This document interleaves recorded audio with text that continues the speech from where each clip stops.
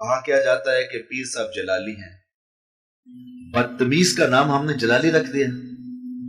تو یہ عجیب کہانی ہے۔ تصوف تو اخلاق عالیہ کا نام ہے، اور یہ جو نذرانے کا تصور ہے ہمارے ہاں طریقت میں، اس کا یہ قطعاً مفہوم نہیں ہے جو اس وقت موجودہ پیرانے کرام کہہ لیں یا کرائم کہہ لیں انہوں نے رکھا ہوا ہے۔ تو بالکل یہ تصور نہیں ہے، بلکہ یہ ایک بہت بڑی این جی اوز ہیں۔ ہر مرید نے اپنا دکھڑا پیر کے سامنے رکھنا ہوتا ہے، اپنا راز اس کے سامنے بتانا ہوتا ہے، اور وہ ہر ایک کے حالات سے آگاہ ہوتا ہے۔ تو نذرانے کا تصور یہ ہے کہ امیروں سے لے اور غریبوں کی مدد کرے۔ غریبوں سے بھی نذرانے لے لیے جاتے ہیں۔ وہ پتہ نہیں کراچی میں کوے ہوتے ہیں کہ نہیں ہوتے، ہمارے تو وہ کوے ہوتے ہیں، تو وہ بچہ روٹی کھا رہا ہوتا ہے تو اس کے ہاتھ سے بھی چھین کے لے جاتے ہیں۔ تو موجودہ دور میں تو پیروں کا بھی یہ حال ہے، غریبوں سے بھی نذرانے لے رہے ہوتے ہیں، اور وہ بیچارے اپنے خون پسینے کی کمائی سے ان کو پال رہے ہوتے ہیں، اور ان کی زندگی آسودہ ہے۔ ان کا وہ نذرانہ جو ہے وہ ایسے ہی ضائع ہو جاتا ہے۔ یہ نہیں ہے کہ ان کو بڑی ضرورت ہوتی ہے پیرا میں، وہ ایک بے عمل نعت خان پہ ایسے لٹ جاتا ہے، ایک سوٹ میں پھینک دیتے ہیں، اور وہ بیچارہ 10 دہاڑیوں کی کمائی پیر کو دے رہا ہے، اور پیر ایسے پھینک دیتا ہے، بس ختم۔ علامہ اقبال علیہ رحمہ کے پاس ایک پیر صاحب تشریف لائے، تو وہاں ان کا ایک مرید رہتا تھا۔ انہیں پتہ چلا کہ میرے پیر صاحب اقبال کے مہمان بنے ہوئے، تو وہ زیارت کے شوق میں اقبال کے پاس آیا، تو پیر صاحب سے ملاقات کی اور اپنا دکھڑا سنایا کہ میں نے بیٹی کی جہاں منگنی کی ہوئی ہے وہ شادی مانگ رہے ہیں، اور میرے پاس گنجائش نہیں، 100 روپے کا پہلے ہی مقروض ہوں، اور بیٹی کی شادی بھی کرنی ہے، حضرت آپ دعا کیجیے۔ تو انہوں نے ہاتھ اٹھائے اور دعا کی اور اسے اجازت دے دی۔ اس نے جیب میں ہاتھ ڈالا اور 10 روپے کا نوٹ نکالا، اس نے لپیٹا ہوا تھا، اور اس کو نکال کر کے نظر پیش کی۔ پیر صاحب نے اس نذرانہ کو قبول کر لیا اور جیب میں ڈال لیا۔ علامہ اقبال علیہ رحمہ سارا منظر دیکھ رہے تھے، ان کی ہنسی نکل گئی۔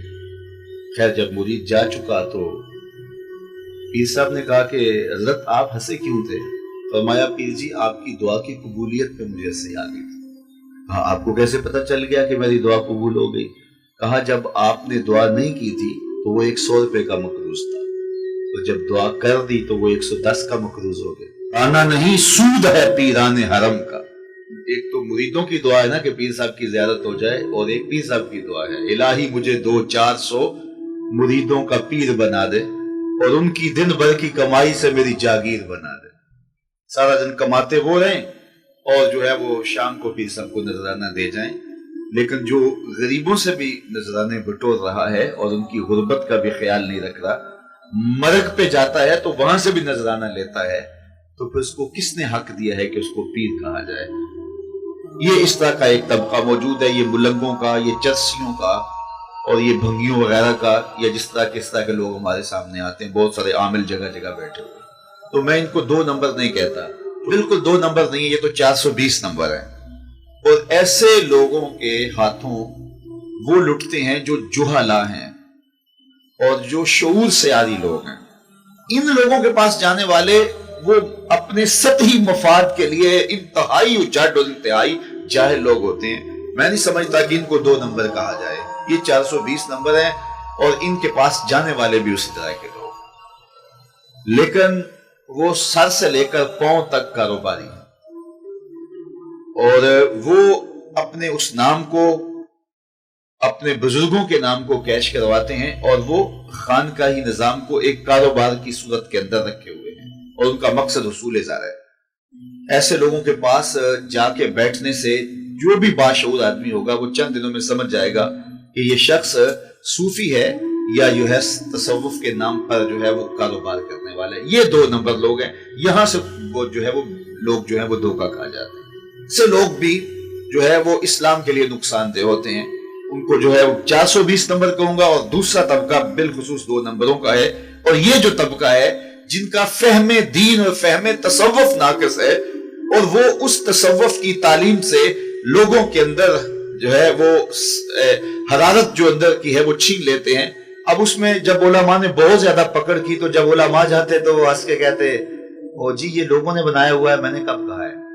اور جب لوگ جاتے تو وہ ہنس کے کہتے یار میں تو بڑا کمزور آدمی ہوں، بس چھوڑو اس بات کو، تو وہاں اس طرح ٹال کر کے جو ہے وہ گول مول بات کرتے ہیں اور اس سے ان کا کاروبار چمکتا رہتا ہے۔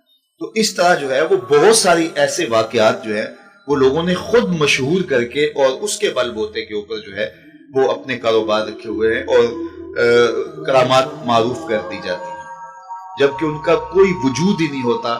تو اس کے خلاف ہمیں عملی طور پہ اٹھنا ہوگا اور تصوف کی، ولایت کی جو حقیقی صورت ہے وہ لوگوں کے سامنے رکھنی ہوگی، اور جب وہ صورت ہم لوگوں کے سامنے رکھیں گے، اس سے تھوڑے لوگ تیار ہوں لیکن با مقصد لوگ تیار ہوں گے، اور حقیقی چہرہ جو تصوف کا وہ لوگوں کے سامنے آئے گا۔